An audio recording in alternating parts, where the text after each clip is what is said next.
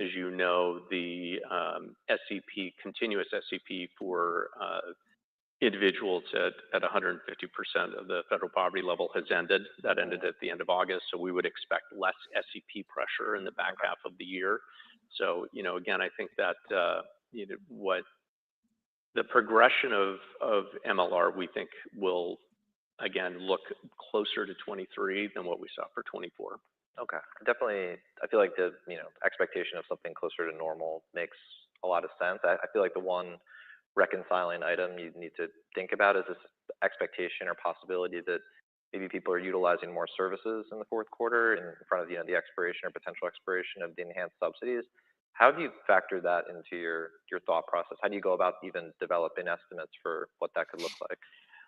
That is more judgment than science. We did build an expectation into our full year guidance that we would see a increase in utilization in the fourth quarter from those factors. Things to think about though is the average age of our member, is 38, 39 years old. Yeah. So we don't have a whole bunch of people who are sitting there waiting to get a hip replacement or some other piece of high cost. These are generally healthy people. So the likelihood of, we may see more instances of people going in to seek care from a cost perspective. It's hard to, for us to see that being, really, really significant, but we have built in an expectation that we'll see some of it. Okay. And as you think about maybe areas of offset, I think when we look at what's implied by the back half guidance, I think we see the normal trend that you're kind of discussing on the MLR line. It doesn't feel like it's as easy for us to see that there is a large provision for something like that. Are there things you're doing to offset those costs or pull forward affordability? I think we talked about this in our first quarter call. Yeah. We start out every year with a list of levers that we don't include in our guidance, right? The things that we would do if something goes bump in the night. And think of this as, kind of resource allocation. Like I have people and technology and operations that can be doing, task one, or they can be doing task two. And as we saw, elevated utilization in the first quarter, we pretty much flipped all of our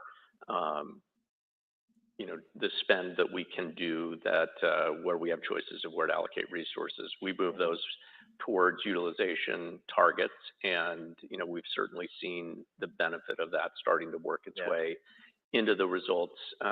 That is a big reason why in the back half we would expect to see less of a rise in Q4 than you might otherwise expect from that elevated utilization. These are things like, fraud, waste, and abuse tactics that we've been working on, just kind of the blocking and tackling of operations where, we're all about making sure that our members have really good experiences with us. So, this isn't an effort to try to do anything that's adverse to the members. It's really making sure that the claims that we're paying are appropriate, that they, meet all the contractual provisions that we have with providers. And, we've got clear line of sight into those affordability initiatives. Moving higher, guys. Moving higher off the conference, 5%. You're obviously, you've given us a little bit to work with on FTR and some of the duplicative impacts. I think as we look at, the fact that you raised the revenue guidance with, the results that you put out, the first half, I think annualizes a little bit below kind of the low end of the range. Just trying to better understand like what's happening with membership progression to drive up revenue into the guidance range throughout the year. Yeah, I think that the thing I would say there is, when we look at revenue, we look at kind of per month, how many member months do we have? And as we've seen growth throughout the first half of the year, the member months in the first half will be, below the second half just based on the fact that we grew. We do expect membership in the back half. By the end of the year, from the second quarter, will probably be, modestly below the second quarter amounts. Notwithstanding that, you'll see more member months in the back half of the year than the first half of the year. That's really the source of why, our guidance is what it is. More members in the back half of the year. As we start to think more about that's why their revenue is jumping so much. So the next two quarters are going to be absolute bangers for revenue, guys. 2026, yeah. I hope I said that right. As we look more at 2026 and the refiling of rates that kind of became necessary as you saw the environment this year, I guess how is what you've seen so far this year on the morbidity shift influence what you feel like you need to ask for 2026 beyond just fixing this year's issue? Yeah. So I think the way I would characterize pricing for 2026, we started off with what do we think trend is going to be, and we're all trying to puzzle out how much will tariffs impact kind of core trend, excluding all the other things that are out there. So, we would expect that trend will probably be towards the high end of what we've seen historically, given that. So we plan for that in our pricing. Then you build on top of that the 26 expiration of subsidies, build that in. Then you take what's going on with the effects of program integrity, put that on top. Yeah. Then you look at, we had this market morbidity shift in 25, put that on top. So, the thing that we have not tried to be really precise in is figuring out where those things might overlap.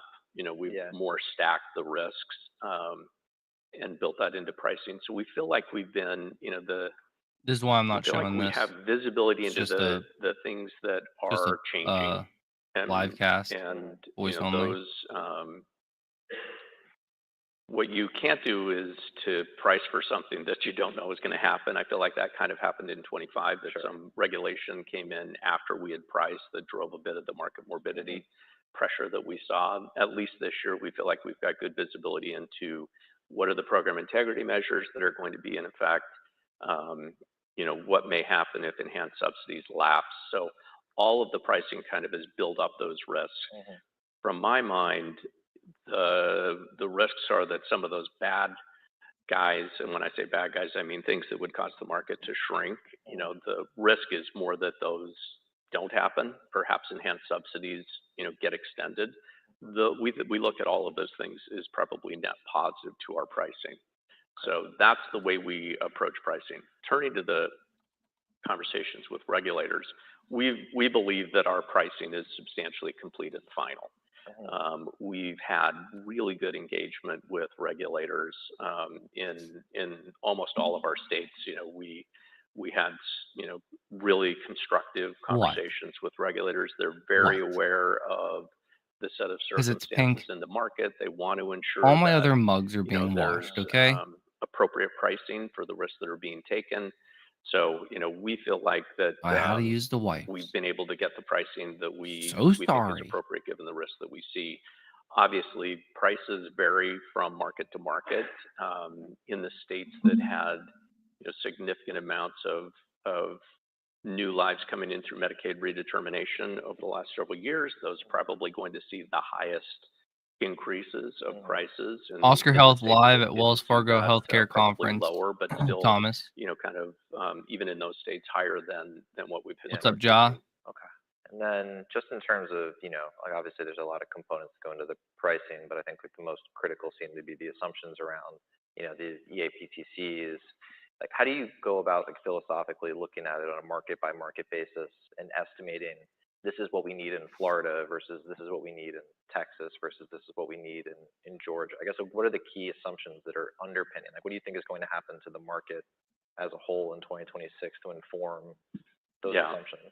Well, we are basically, for a while, we have just planned that the subsidies, the enhanced subsidies, will expire at the end of this year, just from how to run the company, making sure that we're prepared for that. Each market's going to be impacted differently by that. I think that program integrity overlaps to a degree with the effects of just having the expiration of enhanced subsidies. The combination of those two probably causes a bigger reduction in the size of the market than just losing the enhanced subsidies. So, the way that we've approached this, we look at how many people are going to lose subsidies? What's the likelihood if they lose their subsidies that they will be able to find a product that they can still afford? And so we have that population. We go through that process. These people are going to lose their subsidies. They're going, this portion of them will leave. We then look at, for those who have, some price shock because their subsidy is going to change by some degree, is there a product that they can migrate to that has a similar out-of-pocket premium? And one of the things that we did this year is to try to ensure that we had plenty of alternatives for our members that, if they were in one product that had, this out-of-pocket premium, that post the loss of subsidies, they would be able to migrate to a different product that may have a higher deductible, a higher copay, but similar to lower out-of-pocket premium. And so, we've tried to position our book to allow people to migrate to where they can retain their insurance. That's also embedded in some of our assumptions. So, we feel like we've built all of those risks into pricing, and we used a lot of our historical experience from price shocks and the markets where we've been in to see kind of imagine being able to build an influenced. The other thing I would say is that we've worked, really hard with our brokers to make sure that UK on profits. Let's messaging go, to members, Thomas. is Thomas. ready, that the members understand, like, hey, here's the new program integrity things. You're going to need to provide this additional information. Can we get that information in advance of open enrollment? So we're trying to do everything we can to make this as efficient a process for the member as we can, whether it's, things that we can do like plan design or, working with the brokers to make sure they're prepared to message the changes to, the people in the marketplace, just to reduce some of the friction that otherwise might happen.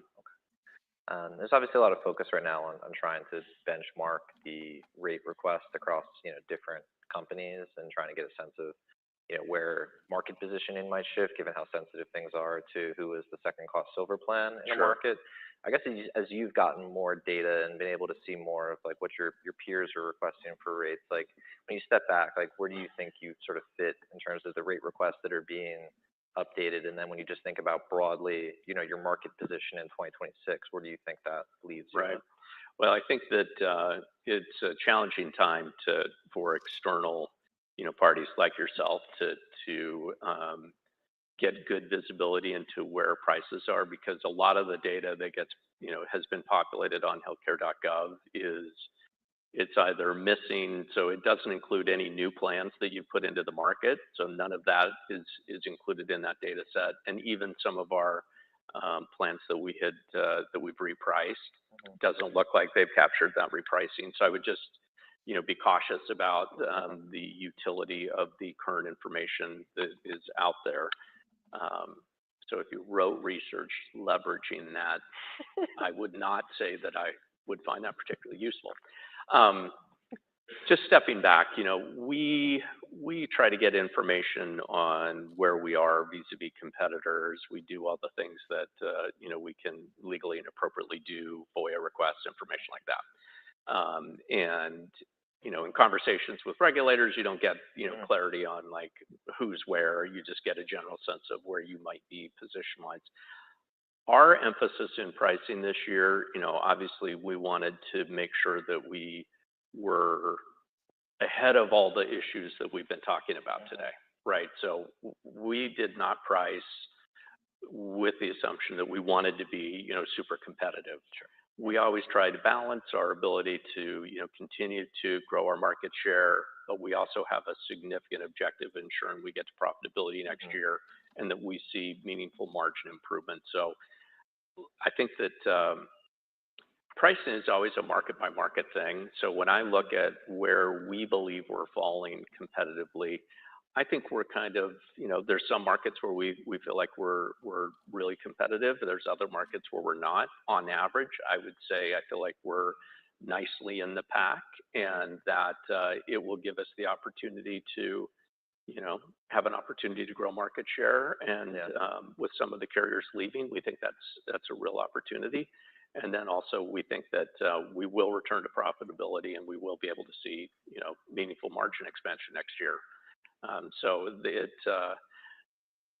I'm comforted by all the things we've seen, in our most recent information about, 25 Utilization doesn't look like Yeah. we're seeing runaway utilization. FTR looks to be less, impactful to the market than I think many have feared. Duals, not quite, the population that actually is leaving, not that significant to the overall marketplace, probably less of a risk to 25 than many had feared. So I kind of stack up all these things, and it's not usually the calling card of CFOs to be positive and feeling great about things. But I look at those things and I look at the pricing we've done, and it really does give me some confidence that we've got an opportunity to have a really soft landing in 26 in terms of financial performance. And then just to expand a little bit on the Soft role landing of, in the new 2026. plans And how different that 2026 might is supposed to feel, be for 2026. Armageddon for these Obviously, guys, we can't see those even prices with yet. Like, how do we think about how subsidies much of going your away. enrollment might be shifting into plans that are new, and generally, like, is there any difference in sort of the profitability profile you'd expect in newer plans, and whether that takes time to improve, or are those immediately going to demonstrate the improvement? I would say the plans for you and I, if we sat there and went through them, they might look really different. To the consumer, they don't look that different. It's more of the story of how you explain, okay, this plan has this premium and it has this set of benefits and it has these deductibles. And, we tried to make sure that we had multiple options for people who may be losing subsidies that they could migrate to things.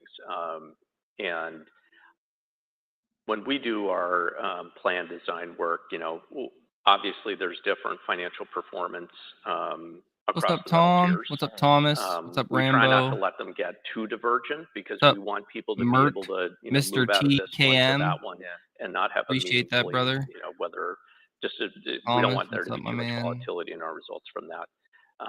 We feel like we've got plans I now understand that what he's we've saying. priced and put into the market that are easy to understand. Yeah, he's just Again, talking about worked with 2026. the brokers You to make sure reaffirmed that they guidance. understand It's things. But bullish. I would say that's less risk in Surprised terms you aren't of at the people not conference. understanding I the wish, plans or man. selecting the plans and creating different I'm not there yet, I guess. utilization framework. Soon, And maybe. it's more just making sure Love to that start interviewing some that CEOs. people have choices across metal mixes, that they have choices across I'm not on its level yet. the right level of One day, out-of-pocket hopefully. premium that works I'd for love them. that.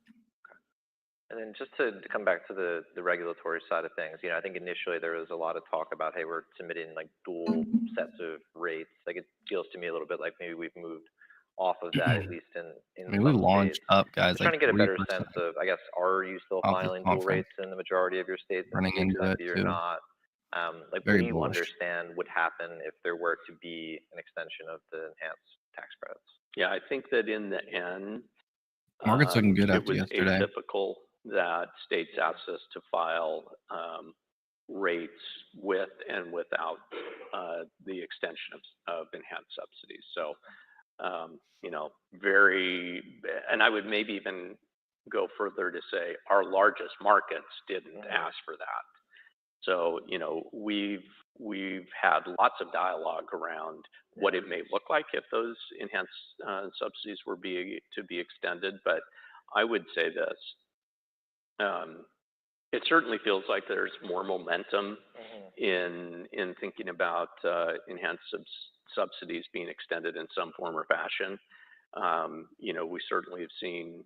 Did you hear that? Results that from kind of conservative pollsters that suggest that a very significant portion of voters support the extension of enhanced subsidies, and we think it's good policy, right? We think there's a lot of working class people in this country who deserve the right to have access to affordable health care and would lose that right if the subsidies weren't extended. So, good reasons for optimism that something might happen there. And for us, because we didn't build that into our base assumptions, we think that would be generally upside to the financial performance should they be extended.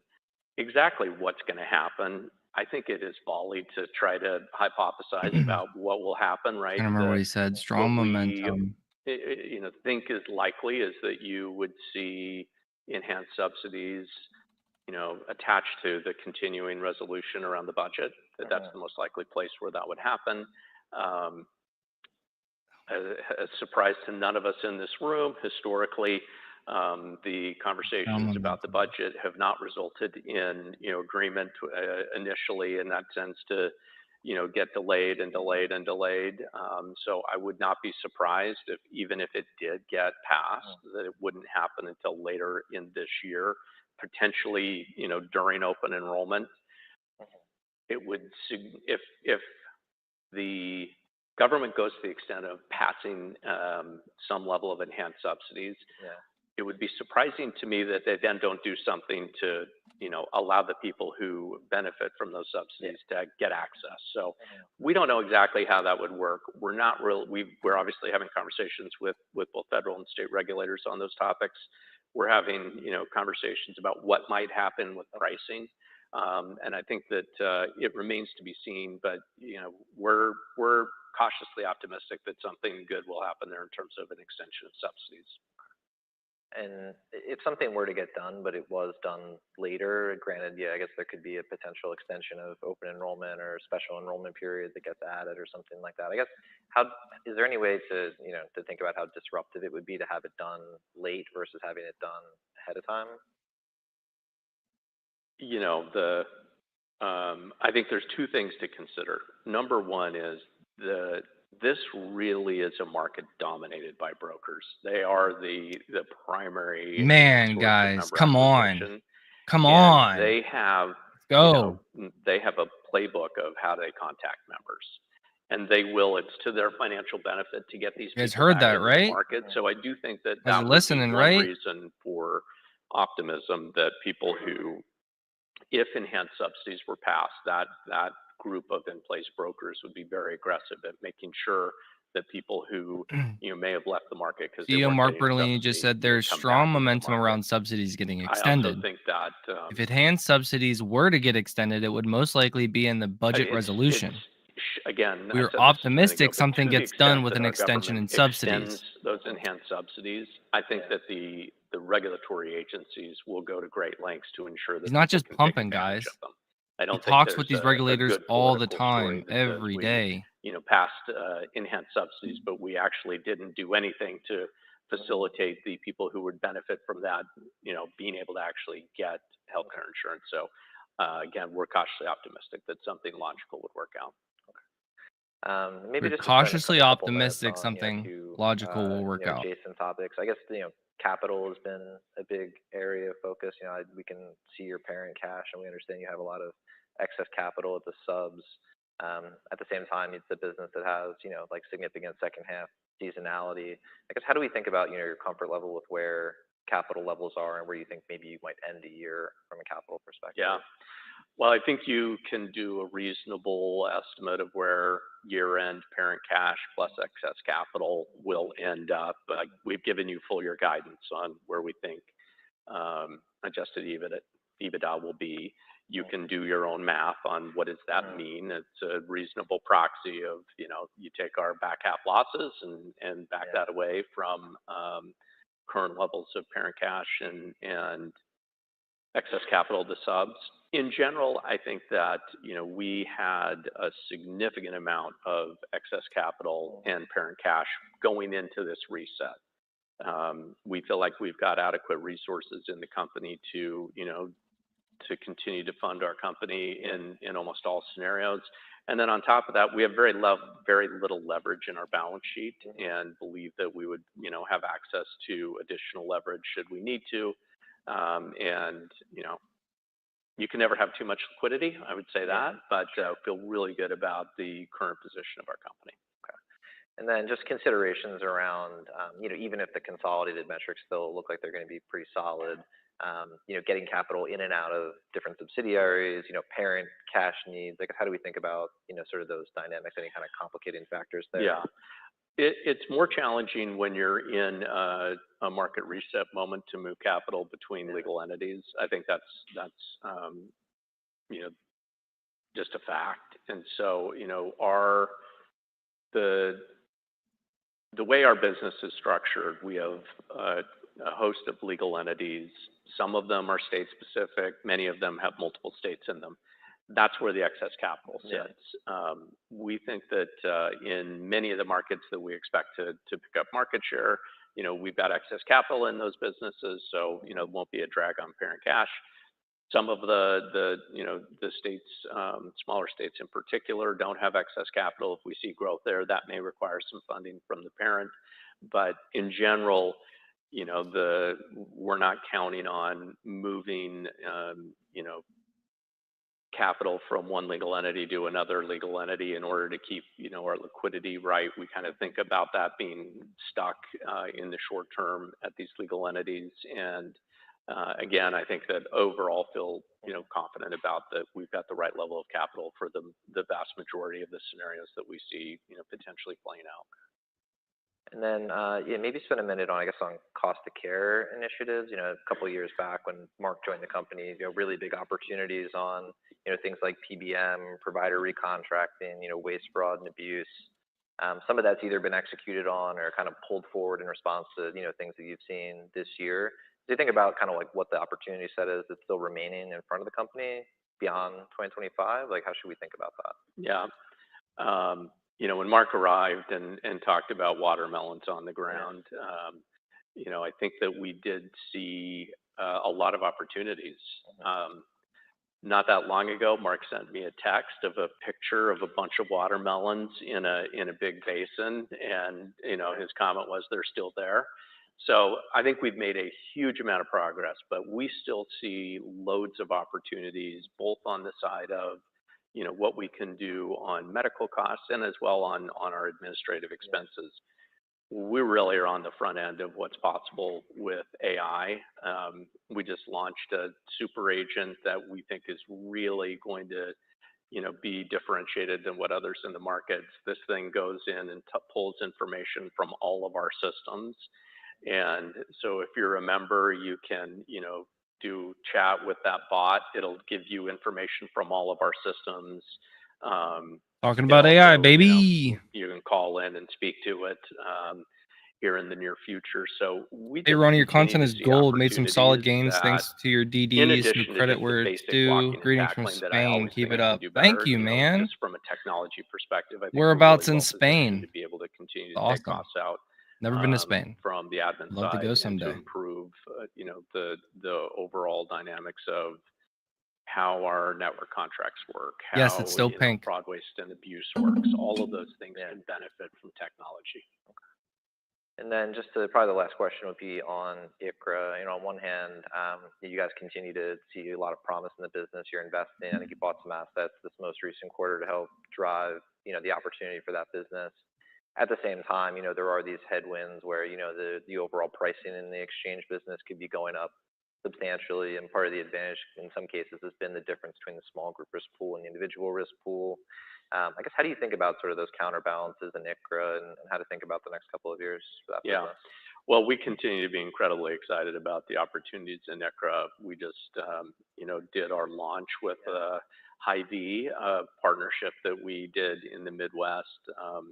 They're a large grocer. They also have, a number of healthcare clinics, and we partnered with them to build, ICRA plans for their communities. And so we think that's a really great example of, a high-profile local institution who wants to bring more of their community into ICRA, obviously using some of their clinics, but we see that as a terrific example of the enthusiasm for the product. Some of the acquisitions that we did of these assets are just kind of foundational assets that we think collectively give us more abilities to design, deliver, create a curated experience for potential ICRA members, to choose the right plans, to make that easy, to bring in, potentially supplemental types of offerings. All of those things we can now do with those assets we acquired. So still feel like it's early innings for ICRA.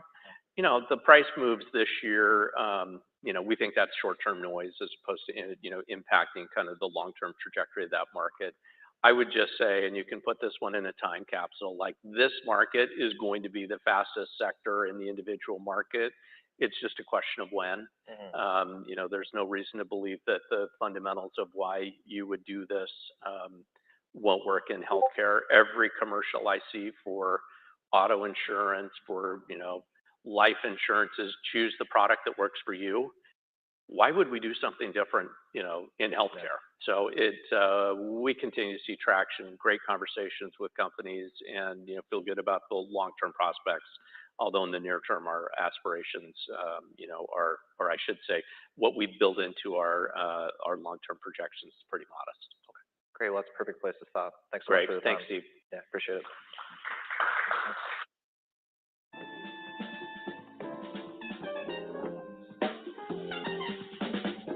That's it. Very nice 5.5% move up. I'm liking what I'm hearing, guys. I like it. I like it. Nice day in the portfolios. 100%, friend. 100%. Very bullish. Yes. Yes, I really liked what he said about ACA subsidies. They are not banking on ACA subsidies getting extended. They have already produced their guidance without the ACA subsidies getting extended. They are simply saying, he's simply saying, there's a lot of momentum coming behind ACA subsidies getting extended, like we already know, due to midterms coming up, and 60-some% of Republicans, or 60-some% of people that use ACA subsidies being Republicans. So lots of backlash, lots of premium hikes, lots of negatives, that I don't believe this administration wants on their hands. So I do believe, like Mark is saying, like we've been talking about, there is a lot of momentum gaining ground by the Democrats to get these ACA subsidies extended, because it's, you know, was their stuff, right? And just simply put, it helps everybody. Helps the Democrats, they could get a win. Helps the Republicans, as they could, you know, keep people from revolting and being really, really mad at them, and them losing seats during the midterm elections. So, yeah, looking very bullish, and just hearing him reiterate guidance for this year of 12 to 12.2 billion, stating that they expect, and that revenue is expected to come from larger membership growth in the second half of 2025, the second half of this year. It's massive. And then just his commentary around having enough capital is to for unforeseen items. Also, basically saying the momentum gaining with subsidies, and he does see them getting extended some form or another, and it being in the budget resolution, probably towards the end of the year, or whenever premiums start being taken at that time. Which, again, guys, if ACA subsidies get extended with their 32% revenue growth, 30 to 32% revenue growth this year slotted, and then the ACAs get extended, that means no dip in revenue next year. More than likely, they can continue to build an ICRA, they can continue to build an ACA, and just overall massive for the company. And now don't be shocked if you see Oscar just continue to melt up at this point, which they're already doing right now, almost up 6%. Don't be surprised if you see Oscar continuing to melt up, as this now builds hype, and now you have, you know, concrete from the horse's mouth, from the CEO talking about these things. Don't be surprised to see 20 again. That's all I'm saying. Insiders have been buying. I've been buying. I don't know if you've been buying. Boom, 6%, $17.42. Look, the price is telling you it's bullish, all the things he just said. I'm telling you it's bullish, all the things they just said, as your retail analyst. So yeah, I like it. I like it a lot, guys. I like it a lot. I'm gonna get back to the day-to-day and good chatting with you guys, and I will catch you later. Like and share this. Spread the word. Spread the good word. Have a great day, guys. God bless.